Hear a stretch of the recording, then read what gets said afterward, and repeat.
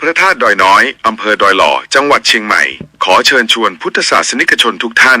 ร่วมงานตักบาตรเทโวโรหณะประจำปี 2568 ในวันพุธที่ 8 ตุลาคมนี้เริ่มตั้งแต่เวลา 6 นาฬิกาเป็นต้นไป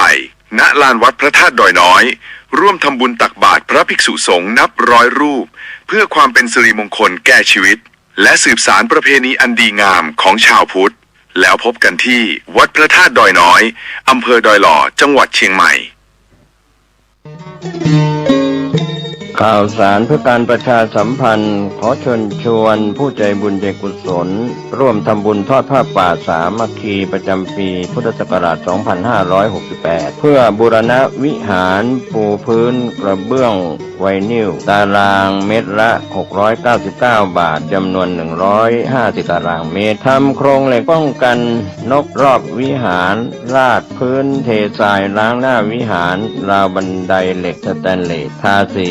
รอบวิหารเปลี่ยนระบบไฟฟ้าปรับปรุงทัศนียภาพวิหารบูรณะปฏิสังขรณ์ถาวรวัตถุภายในวัดทอดถวายณวัดดอนตันตำบลเหมืองแก้วอำเภอแม่ริมจังหวัดเชียงใหม่ตรงกับวันเสาร์ที่ 1 พฤศจิกายนพุทธศักราช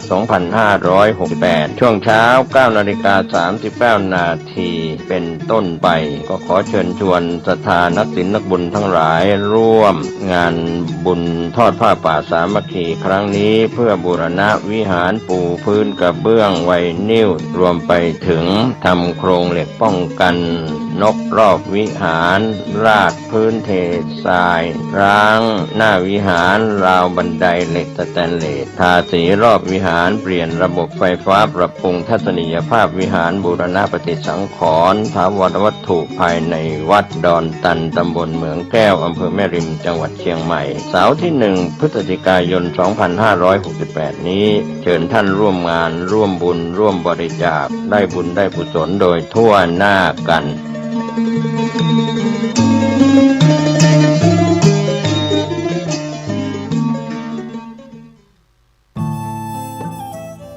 ท่านกำลังติดตามรับฟังสถานีวิทยุกระจายเสียงพระพุทธศาสนาแห่งชาติและสังคม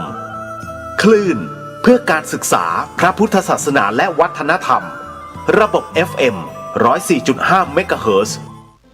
รายการต่อไปเป็นรายการคดีโลกคดีธรรม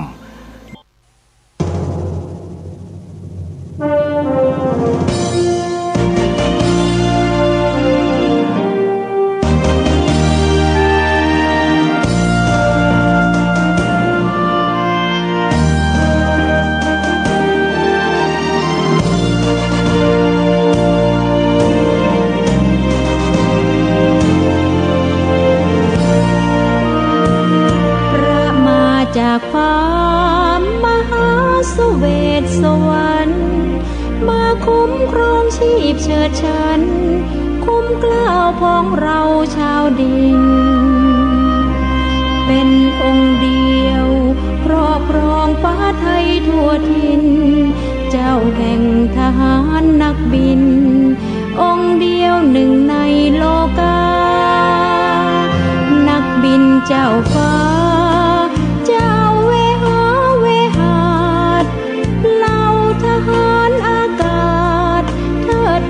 ล้นใจบูชาทรงนำชัยทัพไทยหาญกล้าคุ้มครองน่านฟ้าไม่เคยกลัวตายดุจองค์นเรศวรคาบดาบทลายค่ายศึกพระนำฝูงบินผนึกคนกล้าสีเทาเข้าจู่โจมทำลายทรงนำF5ประดุจครุฑเธอเชิดชัยครุฑองค์นารายณ์กรีดกรายกองฟ้าน่าชม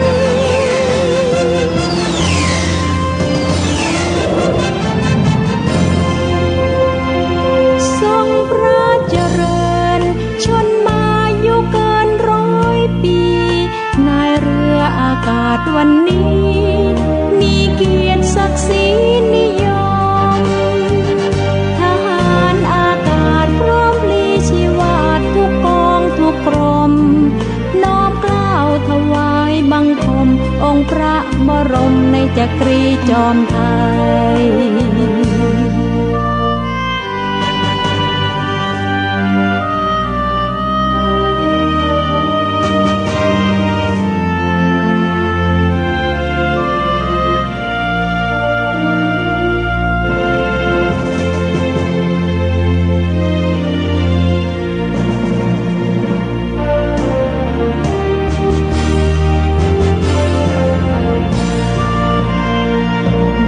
องค์นเรศวรคาบดาบทลายค่ายศึกพระนำฝูงบินผนึกคนกล้าสีเทาเข้าจู่โจมทำลายทรงนำเอฟฟ้าประดุจครุฑคาเชิดชัยครุฑองค์นารายณ์กรีดกรายกองฟ้านาชน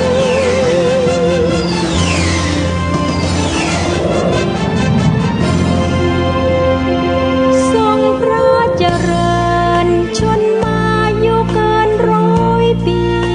นายเรืออากาศวันนี้มีเกียรติศักดิ์ศรีนิยมทหารอากาศพร้อมพลีชีวาทุกกองทุกกรมน้อมเกล้าถวายบังคมองค์พระบรมในจักรีจอมไทยทรงพระเจริญทรงพระเจริญทรงพระเจริญ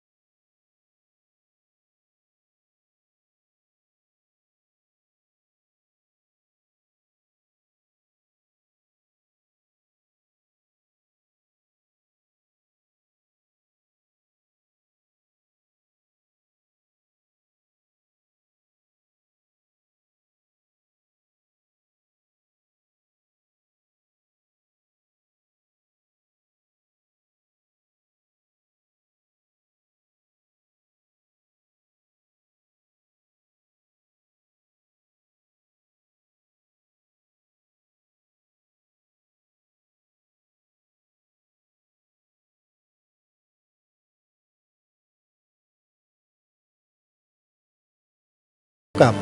วันศุกร์ที่ 19 กันยายน พระพุทธศักราช 2568 รายการคดีโลกคดีธรรมมาพบกับสาธุชนเป็นปกติทุกวันจันทร์ถึงวันศุกร์และวันเสาร์อาทิตย์ทางสถานีวิทยุแห่งนี้ท่านสามารถติดตามรับฟังรายการคดีโลกคดีธรรมได้6 เวลาต่อวันโดยท่านสามารถติดตามรับฟังผ่านโทรศัพท์มือถือในแอปพลิเคชันที่ชื่อว่าวิทยุพุทธศาสนาทั่วไทยเพราะในแอปพลิเคชันดังกล่าวนี้จะมีสถานีวิทยุที่ออกอากาศรายการคดีโลกคดีธรรมรวมอยู่ในแอปพลิเคชันเดียวกันนี้ออกรายการอยู่หลายช่องแต่ละช่องออกต่างเวลากันบางช่องออกเวลา9 นาฬิกาบางช่องออกเวลา10 นาฬิกาบางช่องออกเวลา11 นาฬิกาบางช่องออกเวลา13 นาฬิกาบางช่องออกเวลา17 นาฬิกาบางช่องออกเวลาเที่ยงคืนตี 1สาธุชนสามารถเลือกรับฟังได้ ทางสถานีวิทยุในแอปพลิเคชันที่ชื่อว่าวิทยุ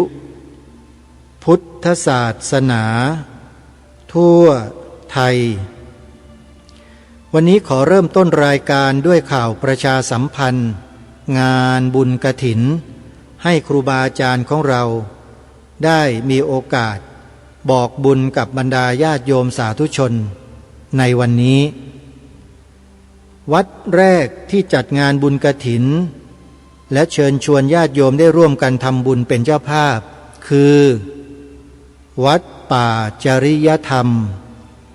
อยู่ที่ตำบลนาดอกคำอำเภอนาด้วงจังหวัดเลยกำลังสร้างมหาอุโบสถยังไม่แล้วเสร็จได้แค่เสาศาลาแค่นั้นเองกฐินปีนี้ปัจจัยที่ญาติโยมได้ร่วมถวายเป็นบริวารกฐินนั้นจะได้นำไปจัดสร้างมหาอุโบสถให้ต่อเนื่องกันต่อไปญาติโยมงานบุญกฐินที่วัดป่าจริยธรรมนี้จะจัดให้มีขึ้น2 วันคือวันที่8และ9ตุลาคมพอออกพรรษาปุ๊บก็จัดงานกฐินปั๊บเลยเรียกว่าหลังออกพรรษาก็ถวายผ้ากฐินกันเลยที่วัดป่าจริยธรรมเป็นอย่างนี้ทุกปีนะโยมนะอีกวัดหนึ่งก็คือวัดบ้านปลาคูนอยู่ที่ตำบลท่าหาดยาวอำเภอโพนทรายจังหวัด101วัดนี้เป็นวัดเผยแผ่ธรรมะทางพระพุทธศาสนาด้วยสถานีวิทยุและเจ้าอาวาสท่านอาจารย์พระครูเจ้าอาวาสท่านเป็นนักเผยแผ่ไปอบรมไปสอนศีลธรรมเด็กๆเยาวชนตามหมู่บ้านตำบลอำเภอต่างๆใน101ญาติโยมวัดบ้านปลาคูนจะถวายผ้ากฐิน2 วันนะงานจัด2 วันคือ11และ12ตุลาคมก็ไปร่วมบุญกันได้วัดต่อมาคือวัดศรีอุดมวงศ์อยู่ที่ตำบลศรีสงครามอำเภอวังสะพุงจังหวัดเลยจัดงานบุญกฐิน2 วันคือวันที่18และ19ตุลาคมมีเทศน์สอดแจ้งในคืนวันที่18นะโยมนะไปร่วมบุญกันนะโยมวัดต่อมาคือวัดอารามมงคลอยู่ที่ตำบลยางตลาดอำเภอยางตลาดจังหวัดกาฬสินธุ์จัดงานบุญกฐิน2 วันเช่นกันคือวันที่24และ25ตุลาคมญาติโยมสาธุชนชาวจังหวัดกาฬสินธุ์และจังหวัดใกล้เคียงนะไปร่วมบุญกันที่วัดอารามมงคลวัดนี้เป็นสำนักเรียนด้วยเผยแผ่ธรรมด้วยปฏิบัติกิจพระศาสนาหลายต่อหลายประการนะโยมนะไปช่วยกันวัดต่อมาอยู่ในอำเภอยางตลาดเหมือนกันคือวัดสวนป่าดอนยานางอยู่ที่ตำบลดอนสมบูรณ์อำเภอยางตลาดจังหวัดกาฬสินธุ์ของพระอาจารย์ปลัดเดชาอาสโพนะโยมนะท่านจะจัดงานบุญกฐิน2 วันเช่นกันคือวันที่25และ26ตุลาคมคาบเกี่ยวกับวัดอารามมงคลเลยวัดอารามถวายวันที่25วัดสวนป่าดอนยานางถวายวันที่26ชาวจังหวัดกาฬสินธุ์นี่โชคดีนะเนี่ย ได้ทำบุญกฐิน2 วัดเลยใกล้ๆกันไปทั้ง2 วัดนะโยมนะ วัดต่อมาคือ วัดสามชุกตำบลสามชุกอำเภอสามชุกจังหวัดสุพรรณบุรี วัดนี้เป็นสำนักปฏิบัติธรรมประจำจังหวัดเป็นวัดเผยแผ่ธรรมด้วยสถานีวิทยุกระจายเสียงที่ตั้งขึ้นภายในวัดเจ้าอาวาสเป็นพระวิปัสสนาจารย์เป็นครูบาอาจารย์สายพระอภิธรรมแล้วท่านก็ส่งเสริมเด็กๆเยาวชนให้เข้ารับการอบรมศีลธรรมที่วัดอยู่เป็นประจำโยมแล้วถ้าไม่ไปถวายผ้ากฐินที่วัดสามชุกแล้วจะไปถวายกันที่ไหนชาวสุพรรณบุรีเราไปช่วยหลวงพ่อนะท่านทำงานให้กับพระศาสนาอย่างมากเลยขอเชิญได้นะโยมนะวัดสามชุกนั้นจะจัดงานบุญกฐินถวายวันที่2 พฤศจิกายนเรียกว่าช่วงสุดท้ายของงานบุญกฐินเลยก็ว่าได้2 พฤศจิกายนนะเป็นวันถวายผ้ากฐินแต่วัดสามชุกมีข้อพิเศษอยู่ตรงว่าการจัดงานบุญกฐินทุกปีเนี่ยก็จะต้องมีการทำบุญห้อยท้ายด้วยทำบุญห้อยท้ายงานกฐินเนี่ยเป็นบุญที่ใหญ่เป็นบุญที่ทำได้ยากเป็นบุญที่มีอานิสงส์อย่างมากมายมหาศาลเลยนั่นก็คือบวชเนกขัมมะถือศีล8ปฏิบัติธรรมต่อเนื่องจนถึงวันที่5 พฤศจิกายน3 วัน3 คืนญาติโยมหรือ2 คืน3 วันก็แล้วกัน2 3 4 3 คืน3 วันอ้าวใครจะไปร่วมบุญก็ขอเชิญได้นะโยมนะวัดสามชุกอยู่สุพรรณบุรีนี่เองและอีกวัดหนึ่งก็คือวัดฝายหินอยู่ที่ตำบลสุเทพอำเภอเมืองจังหวัดเชียงใหม่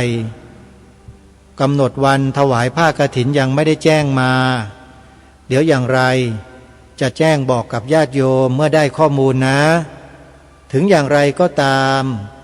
ญาติโยมชาวล้านนาทุกท่านทุกคนวัดฝายหินเนี่ยเป็นวัดพระโพธิสัตว์นะโยมอันนี้อาตมาตั้งให้เองทำไมจึงตั้งให้แบบนั้นเพราะเจ้าอาวาสรูปปัจจุบันเนี่ยที่มีนามว่าพระครูสมุวิสุวัตวรกิจโจเนี่ยที่เป็นพวกเดียวกันเนี่ยนะ เป็นสาธมิกกันเนี่ยขอไปนะพระครูนะขอกล่าวถึงหน่อยเป็นพระที่สมถะจริงๆท่านเนี่ยสมถะเหลือเกินทำไมจะมาสมถะขนาดนั้นคือมักน้อยสันโดษจริงๆแต่เวลาทำงานเพื่อพระศาสนาเนี่ยนะโอ้โหใจใหญ่มากยกกองถงกองถ่ายไปถ่ายทอดสดให้วัดนู้นวัดนี้ทั่วเชียงใหม่ไปหมดเลยแล้วไม่คิดมูลค่าด้วยโยมว่าใจใหญ่ไหมเนี่ยแต่ไม่ใช่พูดอย่างนี้แล้วครูบาอาจารย์วัดวารามต่างๆจะไม่ช่วยสนับสนุนท่านนะท่านนะไม่ได้นะครับท่านต้องใช้ค่ากระแสไฟฟ้าอยู่บ้างนะครับก็ช่วยกันมาบ้างคือท่านเป็นคนที่มีใจกว้างแล้วก็เปิดโอกาสให้ทุกคนเลยใครต้องการมาจัดรายการมาแจ้งมาบอกรายการเป็นยังไงเนื้อหายังไงพระครูท่านใจกว้างเปิดให้หมดแต่อย่ามาว่ากันอย่ามาตำหนิกันอย่ามาขวางกันให้เป็นไปในทิศทางเดียวกันเหมือนอย่างรายการคดีโลกคดีธรรมเนี่ยจัดรายการในลักษณะแบบนี้นะสมมุติว่าถ้ามีใครมาว่ารายการคดีโลกคดีธรรมผ่านพระครูสมุวิสุวัตเจ้าวาดวัดฝายหินเนี่ย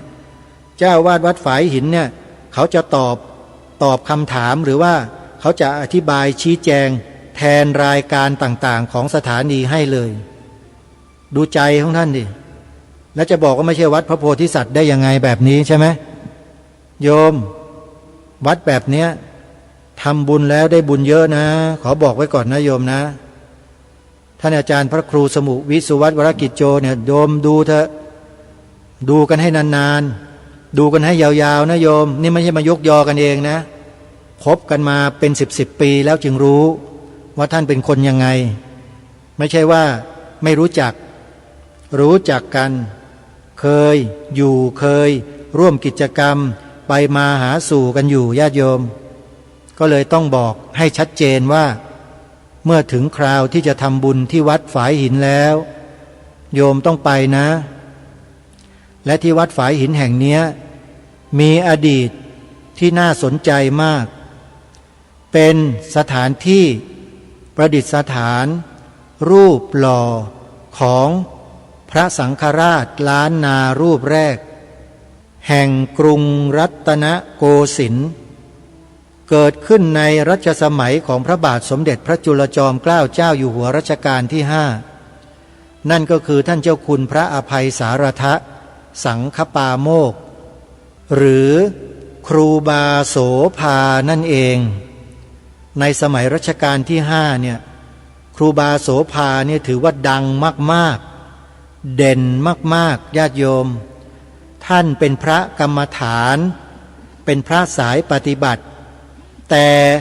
มีความรู้แตกฉานอักษรภาษาบาลีด้วยโอ้โหหายากมากพระแบบนี้แล้วอย่างนี้จะไม่ไปกราบไปบูชาคุณ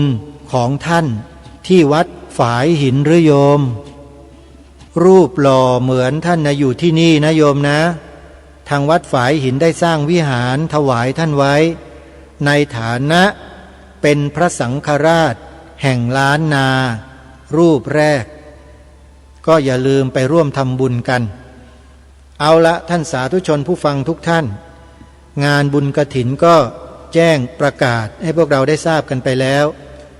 มีอีกหนึ่งงานที่มีความสำคัญมากสำหรับพวกเราคนไทยทุกคนก็ว่าได้วันสำคัญใกล้จะมาถึงแล้ว28กันยายน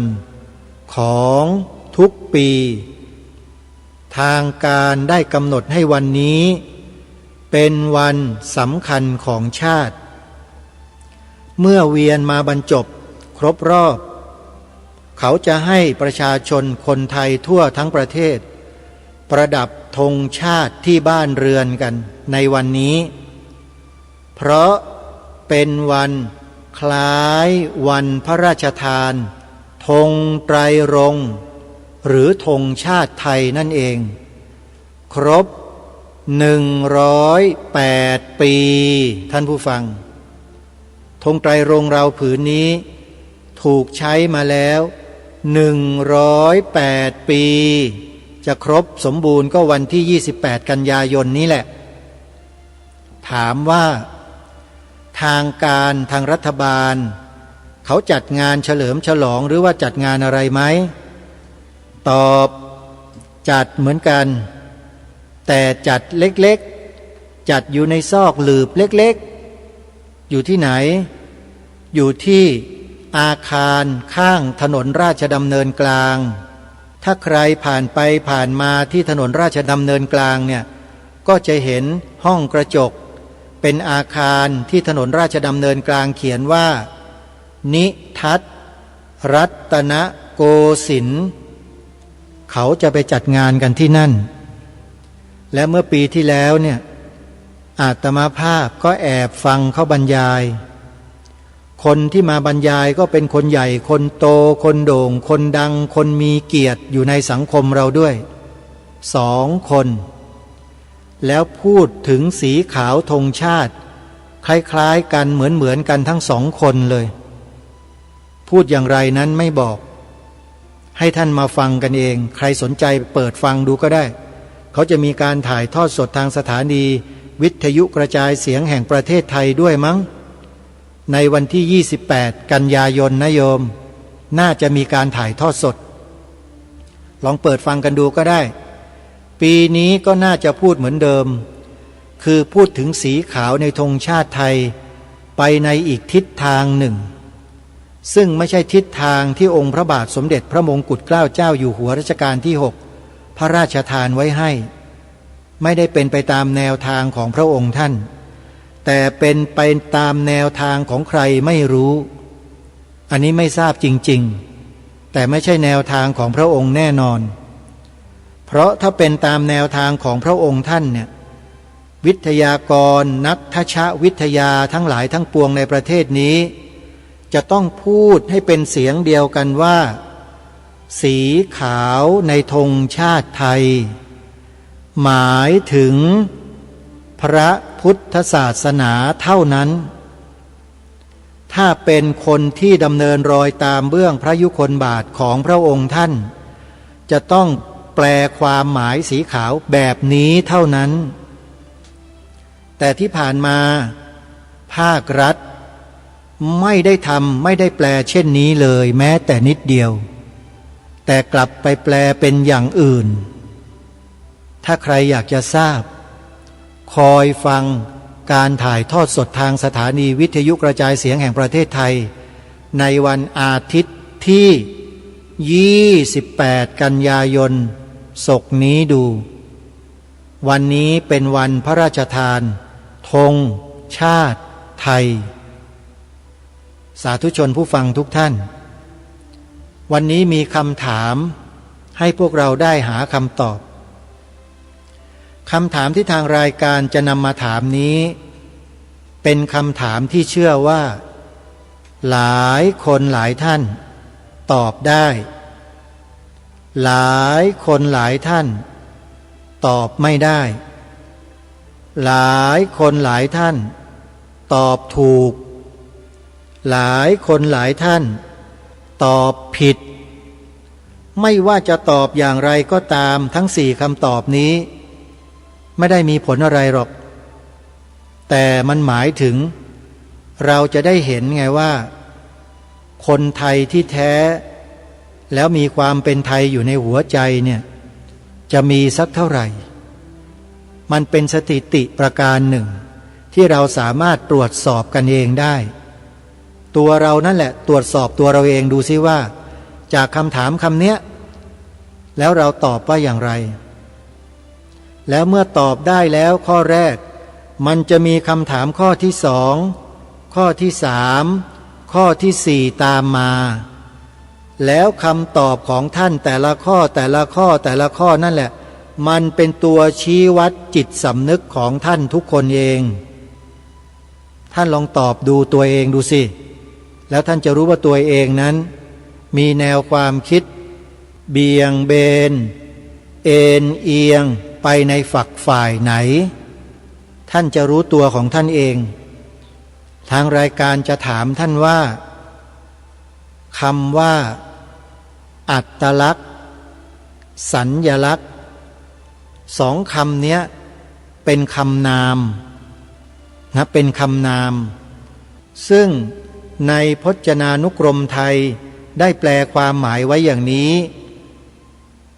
คำว่าอัตลักษณ์ทางราชบัณฑิตยสภาเขาได้ตีความเอาไว้อธิบายความไว้อย่างนี้แต่ในคำประโยคท้ายเนี่ยน่าสงสัยนะโยมสงสัยยังไงเดี๋ยวอ่านให้ฟังอัตลักษณ์คำว่าอัตลักษณ์หมายถึงตนหรือตัวเองคำว่าลักษณ์หมายถึงสมบัติเฉพาะตัวคำว่าอัตลักษณ์ตรงกับคำภาษาอังกฤษว่า identity หมายถึงผลรวมของลักษณะเฉพาะของสิ่งใดสิ่งหนึ่งซึ่งทำให้สิ่งนั้นเป็นที่รู้จักหรือจำได้เช่นนักร้องกลุ่มนี้มีอัตลักษณ์ทางด้านเสียงที่เด่นมากใครได้ยินก็จำได้ทันทีสังคมแต่ละสังคมมีอัตลักษณ์ทางวัฒนธรรมของตนเองไอ้ประโยคสุดท้ายตรงเนี้ยอาตมาสงสัยว่าราชบัณฑิตยสภายุคใหม่ใส่เข้ามาหรือมีอยู่เดิมตั้งแต่สมัยอดีตที่เป็นราชบัณฑิตยสถานอยู่แล้วอันนี้ไม่ทราบจริงๆนะ นำมาใส่ใหม่หรือเปล่าไม่รู้นะประโยคสุดท้ายเขาบอกว่าไงเขาบอกว่าโลกาภิวัตน์ทำให้อัตลักษณ์ของสังคมไทยเปลี่ยนไปตรงนี้อาตมาภาพไม่ค่อยจะเห็นด้วยสักเท่าไหร่ที่มาเขียนเอาไว้อย่างนี้นะอัตลักษณ์ของประเทศไทยไม่เคยเปลี่ยนยังไงอัตลักษณ์ของประเทศเปลี่ยนไม่ได้แต่สิ่งที่เปลี่ยนคือมนุษย์คือคนมันเปลี่ยนกันไปเองแต่อัตลักษณ์ของประเทศที่เป็นสมบัติของชาติบ้านเมืองเปลี่ยนไม่ได้ของใครแล้วของมันประเทศไทยยังไม่ได้ตกเป็นเมืองขึ้นใครยังไม่ได้เป็นขี้ข้าทาสของใครสักนิดเดียวแล้วบอกว่าเปลี่ยนได้ยังไงอัตลักษณ์เปลี่ยนไม่ได้เพราะฉะนั้นประโยคสุดท้ายเนี่ยน่าสงสัยท่านผู้ฟังอาตมาสงสัยเฉยๆนะแล้วก็พูดด้วยเหตุด้วยผลว่าอัตลักษณ์เนี่ยมันเปลี่ยนไม่ได้มนุษย์มันจะเปลี่ยนไปเป็นยังไงก็ตามแต่อัตลักษณ์ของชาติเปลี่ยนไม่ได้ท่านผู้ฟังถ้าเขียนแบบนี้ก็แปลว่าคุณยอมให้อัตลักษณ์เปลี่ยนตามมนุษย์จำนวนหนึ่งเท่านั้นนะสิจริงไหมท่านผู้ฟังว่าจริงไหมจริงๆแล้วมันเปลี่ยนไม่ได้ฮะความเป็นไทยอย่างไรก็เป็นอย่างนั้นนั่นแหละนี่แหละเขาเรียกว่าอัตลักษณ์ของชาติบ้านเมืองเพราะฉะนั้นอัตลักษณ์แปลความหมายโดยรวมแล้วก็คือสังคมแต่ละสังคมมีอัตลักษณ์ทางวัฒนธรรมของตนเองเห็นไหมฮะประเทศไทยเราก็มีวัฒนธรรมไทยเป็นของเราเองส่วนชนกลุ่มน้อยต่างๆที่อยู่ตามซอกหลืบต่างๆของประเทศเนี่ยเขาก็มีอัตลักษณ์เฉพาะตัวของเขาแต่ไม่ใช่อัตลักษณ์ของชาติบ้านเมืองเพราะฉะนั้นจะมาหยิบมาปนมาเปกันไม่ได้เหมือนอย่างสีขาวธงชาติเนี่ยเป็นอัตลักษณ์ของชาติเป็นอัตลักษณ์ของประเทศของเราความหมายนั้นก็เป็นอัตลักษณ์ของเราจะเปลี่ยนไปเป็นอย่างอื่นไม่ได้คุณบอกว่าจะเปลี่ยนตามคนนั้นคนนี้คนนู้นไม่ได้เห็นหรือยังท่านผู้ฟังว่านี่คือสิ่งที่เราจะต้องหวงแหนต้องปกป้องต้องรักษาไว้อย่าคิดว่าเราทำไม่ได้นะเราทำได้แต่ที่มันไม่ได้ก็เพราะเราไม่ทำจริงไหมเราไม่ทำกันเองอ่ะเราปล่อยปละละเลยกันเองเราไม่สนใจกันไงรายการนี้มาปลุกพวกเราเรียกลุกปลุกตื่นให้มารับรู้สถานการณ์ตรงนี้ด้วยเพราะมีคนใช้คำว่าอัตลักษณ์ไปตราเป็นกฎหมายมีความพยายามจะไปตราเป็นกฎหมายนะแล้วก็จะเอาพรรคพวกตัวเองเนี่ยเข้ามาสอดใส่ในคำว่าอัตลักษณ์นี้เฉพาะตนแล้วก็ออกมาเป็นพระราชบัญญัติเผอิญว่าประเทศไทยเราเนี่ยโชคดีเทวดาท่านคุ้มครองไว้ร่างพระราชบัญญัติอันนี้ก็เลยตกลงไปแต่ก็อย่าเพิ่งชะล่าใจนะการเมืองไทยเราเนี่ยมันมีอะไรที่ไม่ปกติและก็ไม่ธรรมดามาโดยตลอดสิ่งที่เราคิดว่าใช่มันกลับไม่ใช่สิ่งใดที่เราคิดว่ามันไม่ใช่แต่มันดันกลับใช่อย่างนั้นเนี่ยมันต้องระวังท่านผู้ฟังเพราะฉะนั้นกลุ่มองค์กรของคนไทยที่จัดตั้งขึ้นมาที่เป็นกลุ่มองค์กรอิสระที่ไม่แสวงหากำไรเนี่ยเขาจัดตั้งขึ้นมาเพื่อเฝ้าประเทศชาติบ้านเมืองของเราเราก็ต้องศึกษาเรียนรู้จากเขาเหล่านั้นด้วยเช่นอปพสอย่างเนี้ยเขานำเอาความจริงของบ้านของเมืองที่ถูกปกปิดถูกซ่อนเร้นเอาไว้ไม่ให้คนไทยเรารับรู้รับทราบมาเปิดเผยหมดเลยแล้วเราก็ได้รู้ได้เห็นว่าโอ้คนพวกนั้นเขาหมกเม็ดเอาไว้อย่างนี้เขาซ่อนเร้นเอาไว้อย่างนี้เขาเป็นอีแอบอยู่แบบนี้นี่เองมันจึงเป็นปัญหาของบ้านเมืองมาจนถึงวันนี้นี่เองเราก็หายสงสัยในข้อนี้ท่านผู้ฟังเห็นไหมฮะเพราะฉะนั้นการศึกษาเรียนรู้สิ่งใดอะไรก็แล้วแต่ท่านผู้ฟังเราต้องศึกษาเนี่ยให้ถ่องแท้และต้องให้เข้าถึงข้อมูลเหล่านั้นด้วยอย่างทางรายการพูดถึงคำว่าอัตลักษณ์ถามท่านทั้งหลายว่ามีความสำคัญไหมแล้วก็คำว่าสัญลักษณ์ล่ะสำคัญไหมคำตอบ ท่านจะตอบหรือยังไม่ทราบแต่ได้นำความหมายที่ราชบัณฑิตยสภาเขาได้อธิบายความไว้เนี่ยมาอ่านให้ฟังแล้วจะตอบอย่างไรเดี๋ยวค่อยตอบกันท่านผู้ฟังมาดูคำว่าสัญลักษณ์อีกคำหนึ่งนะฮะคำว่าสัญลักษณ์ซึ่งทางราชบัณฑิตยสภาก็ได้แปลความหมายคำว่าสัญลักษณ์เอาไว้น่าสนใจเช่นกันเขาแปลความอย่างนี้คำว่าสัญลักษณ์หมายถึงสิ่งที่สังคมกำหนดขึ้นเพื่อให้ใช้หมายความแทนอีกสิ่งหนึ่งสิ่งซึ่งแทนรูปธรรมหรือนามธรรมก็ได้เช่นตัวหนังสือเป็นสัญลักษณ์แทนเสียงพูดอักษรโรมันโอตัวใหญ่เป็นสัญลักษณ์แทนธาตุออกซิเจนดอกกุหลาบแดงเป็นสัญลักษณ์ของความรักนกพิราบขาวเป็นสัญลักษณ์แห่งสันติภาพท่านผู้ฟังทุกท่านจริงๆแล้วเนี่ย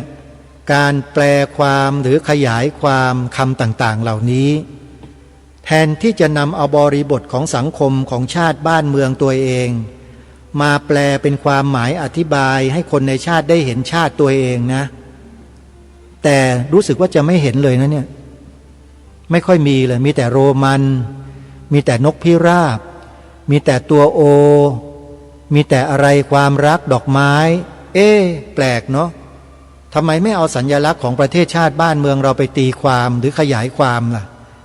น่าคิดนะท่านผู้ฟังน่าคิดนะควรจะนำสัญลักษณ์ของประเทศที่แท้จริงถูกต้องเนี่ยไปอธิบายความมากกว่าจริงไหมแต่นี่ไม่ได้ใช้เลยเนี่ยไปใช้ดอกกุหลาบบ้างนกพิราบบ้างตัวโอตัวใหญ่ภาษาโรมันบ้างตัวหนังสือบ้าง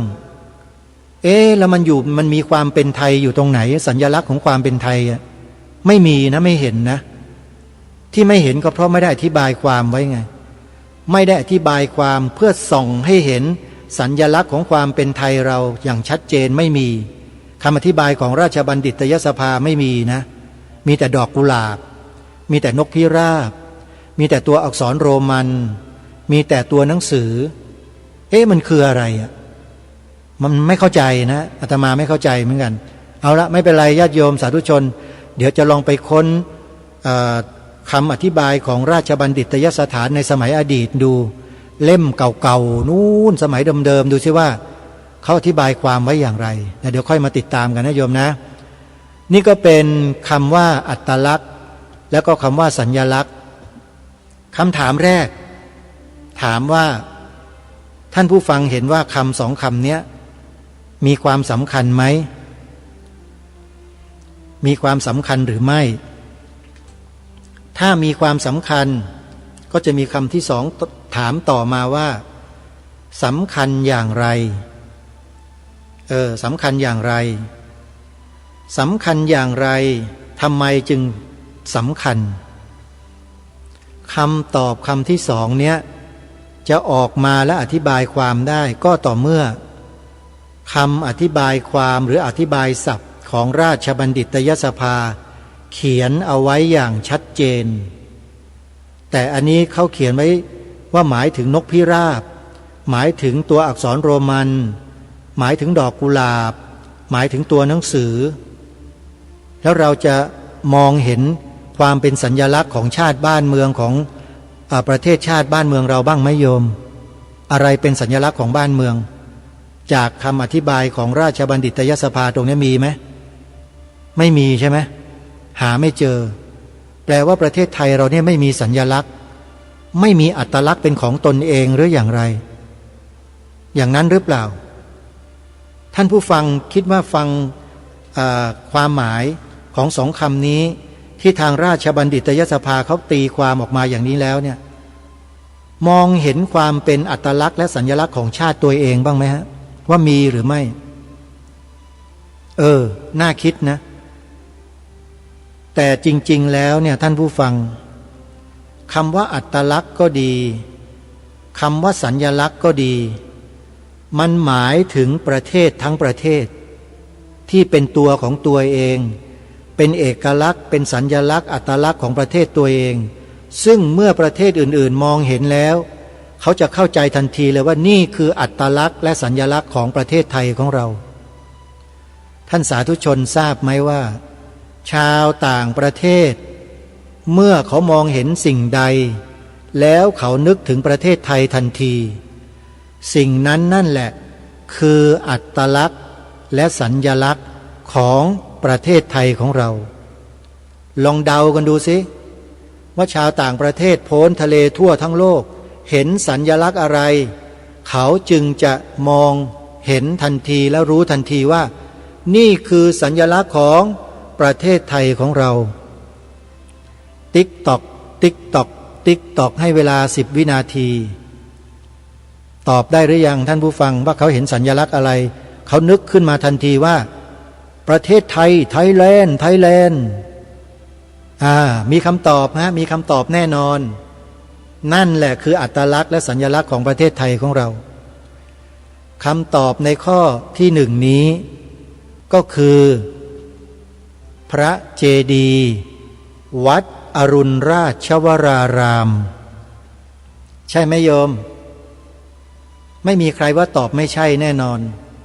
ใช่ประเทศไทยเราได้ทำการโปรโมทการท่องเที่ยว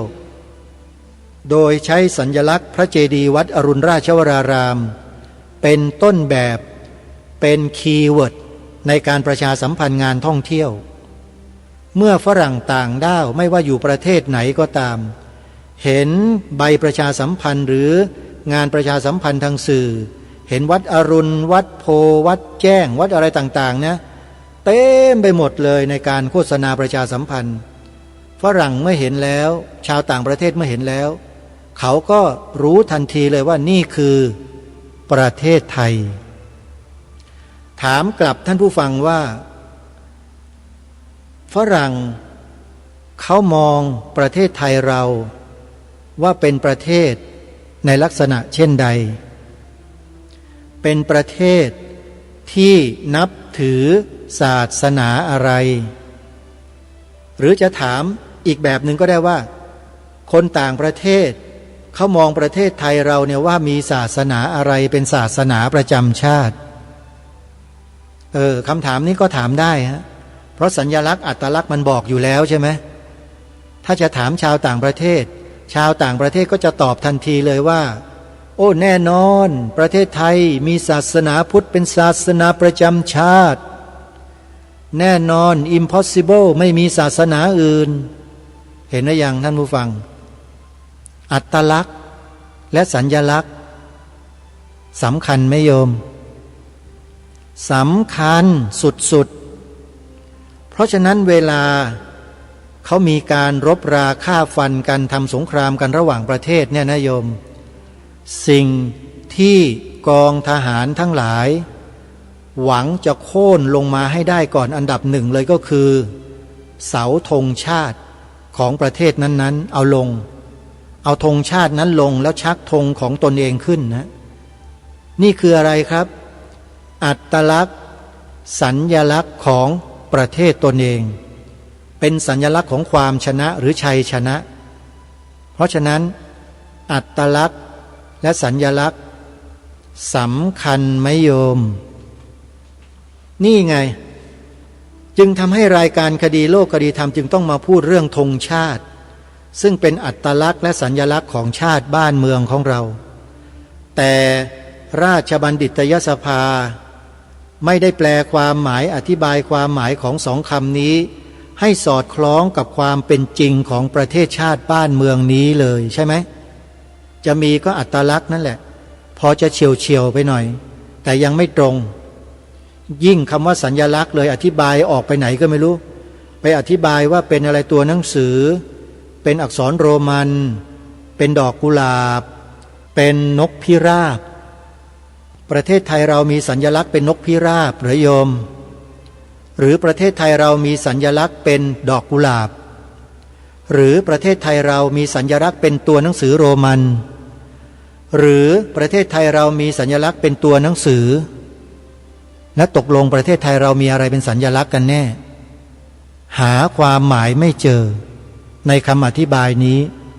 อาตมาหาไม่เจอนะมีใครหาเจอบ้างเจอแต่ดอกกุหลาบนกพิราบอักษรโรมันแล้วก็ตัวหนังสือฮะเห็นไหมโยมนี่แหละคือสิ่งที่พวกเรารู้เราทราบแล้วเราก็ไม่รู้บางอย่างแต่สำหรับรายการนี้พอมองออกเดี๋ยวจะลองไปค้นคว้าหาคำอธิบายในศัพท์ต่างๆเหล่านี้ในราชบัณฑิตยสถานซึ่งเป็นหนังสืออธิบายศัพท์ต่างๆในสมัยอดีตว่าเขาอธิบายคำนี้เอาไว้อย่างไรแล้วพอมาถึงยุคนี้ผู้ที่บริหารกิจการงานในราชบัณฑิตยสภายังรักษารูปแบบเดิมๆของแท้ไว้หรือเปล่าหรือว่าไปยกเลิกแล้วเขียนขึ้นใหม่อันนี้เป็นแค่ข้อสงสัยเฉยๆนะยังไม่ได้ทำการพิสูจน์เดี๋ยวจะไปพิสูจน์ดูก่อนถ้าพิสูจน์ได้แล้วเนี่ยจะนำมาแจ้งบอกกับท่านผู้ฟังในภายหลังแล้วพวกเราก็จะรู้ร่วมกันแล้วว่าคำว่าสัญญลักษณ์ราชบัณฑิตยสภาได้แปลความหมายเอาไว้อย่างนี้แล้วเมื่อสมัยอดีตผู้ที่เป็นราชบัณฑิตที่เป็นบรรพบุรุษของเราในอดีตท่านแปลไว้อย่างนี้ถ้ามันต่างกันอย่างไรก็จะนำมาบอกกับทุกท่านให้ทราบเพราะเรื่องอัตลักษณ์และสัญลักษณ์ของประเทศเนี่ยเป็นเรื่องใหญ่เป็นเรื่องสำคัญมากถ้าหากเราไม่สังเกตไม่มีไหวพริบไม่มีปฏิภาณนะอัตลักษณ์และสัญลักษณ์ของประเทศชาติบ้านเมืองเราเนี่ยหมดไม่มีเหลือเลยนี่ก็เกือบจะกลายเป็นนกพิราบแล้วนั่นน่ะเกือบจะกลายเป็นดอกกุหลาบเกือบจะกลายเป็นอักษรโรมันแล้วเห็นไหมเห็นไหมนี่หลักฐานชัดเจนเลยเห็นไหมนี่สัญลักษณ์แทนที่จะเอาสัญลักษณ์ของความเป็นชาติตัวเองขึ้นไปอธิบายความใช่ไหมแต่กลับไม่มีเลยน่าสงสัยไหมท่านผู้ฟังน่าสงสัยคอยติดตามรายการคดีโลกคดีธรรมไว้นะเดี๋ยวจะไปค้นข้อมูลหลักฐานดั้งเดิมมาให้ดูว่าบรรพบุรุษและบรรพชนของเราที่มานั่งเป็นราชบัณฑิตในสมัยอดีตเนี่ยท่านได้ตีความคำว่าสัญญลักษณ์และคำว่าอัตลักษณ์เนี่ยเอาไว้อย่างไรแล้วเมื่อเราทราบข้อมูลเหล่านั้นแล้วเราก็จะมานั่งวิเคราะห์กันว่าบรรพบุรุษเราตีความไว้อย่างนี้แล้วทำไมในปัจจุบันความเหล่านั้นหายไปไหนทำไมกลายมาเป็นนกพิราบได้ยังไงมากลายเป็นดอกกุหลาบไปได้ยังไงมากลายเป็นอักษรโรมันไปได้ยังไงเนี่ยเห็นไหมโยมถ้าเราไม่ศึกษาไม่หาความรู้เราก็จะไม่มีวันรู้เลยว่าเกิดอะไรขึ้นเพราะฉะนั้นติดตามข้อมูลกันต่อไปแล้วเดี๋ยวเรามาดูกันว่าประเทศชาติบ้านเมืองในอนาคต